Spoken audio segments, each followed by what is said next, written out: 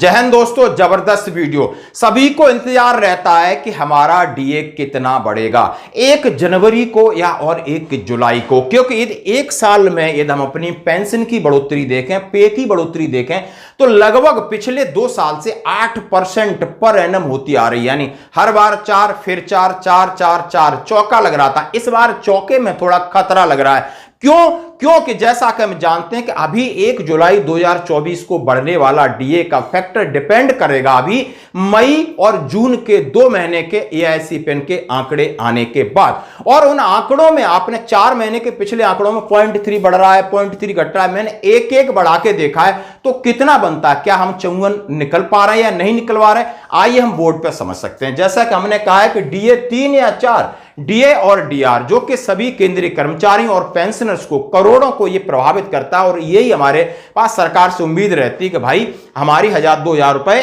साल में 4-5 हजार रुपए की बढ़ोतरी हो जाती है। यानी तो अभी हम बात कर रहे हैं कि 1 जनवरी 2022 को 4% बढ़ा तो 34% हुआ, 1 जुलाई को फिर 4% बढ़ा तो 38% हुआ, फिर 1 जनवरी 2023 को 4% बढ़ा तो 42% हो गया, फिर 1 जुलाई 2023 को 4% बढ़ा तो 46% हो गया, और 1 जनवरी 2024 को यानी आपका 4% बढ़ा तो 50% हो गया। अभी हम बात करेंगे कि 1 जुलाई 2024 को कितना बढ़ेगा, 54 होगा या 53 होगा, 3 बढ़ेगा या 4 बढ़ेगा। यानी ये है अब असली चीज। अब जो कैलकुलेटिंग कैसे करते हैं, आंकड़ा कैसे है इनका, जरा इसके ऊपर आ जाते हैं। जैसे कि मान लो जनवरी में 50.25% हो गया था और 138.9 जो बढ़ा और 50.85% बढ़ गया था। फरवरी में क्या हुआ, 0.3 इंक्रीज हुआ, बस आप देख सकते हो 138.9 से 139.2। अब 0.3 इंक्रीज होने से आंकड़े आए 139.2 और परसेंटेज बढ़ा 51.46। करेक्ट है। अब मार्च में 0.3 डिक्रीज हो गया भाई, 0.3 कम हो गया, यानी ये 138.9 हो गया, 139 से कम हो गया। फिर भी डीए बढ़ा 5.97 आपका पहुंचा। चलो अप्रैल में 0.5 इंक्रीज हो गया, अब 139.4 हो गया, 52.45 डीए परसेंटेज में बढ़ रहा है। नाउ अब हमने सोचा कि चलो हम जंप मारते, मई में 1 यानी 139.4 से 140.4 कर दिया, यानी 1.0 की जब इंक्रीज हो रहा है तो कैलकुलेटिंग डी आ रहा है 52.95 यानी 53 के आसपास आ रहा।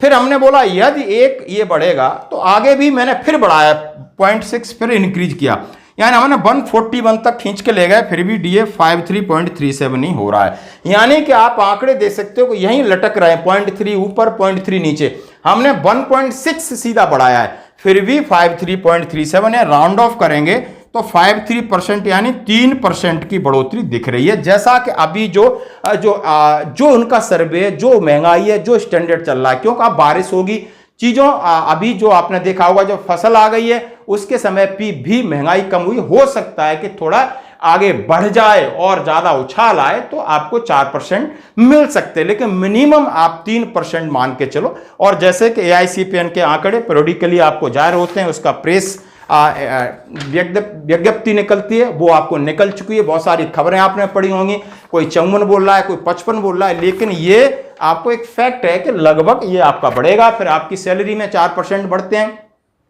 मर्ज नहीं होगा, आप सुनना चाहते हो कि कोई बहुत सारे डाल हैं कि 50% के बाद मर्ज होगा। Know merge. क्यों? मर्ज से सरकार के ऊपर सीधा सीधा घाटा जाएगा, क्योंकि वो जो वैल्यू है, जो डीए की वैल्यू, वो आपकी प्रिंसिपल अमाउंट में जुड़ेगी, फिर जो डीए लगेगा तो उसका और गवर्नमेंट के ऊपर बर्डन है। गवर्नमेंट 1 जनवरी 2026 तक कोई मर्ज नहीं करेगी, अगले पे फिक्सेशन में जो भी होगा। ये बात पक्की है और सच है। धन्यवाद।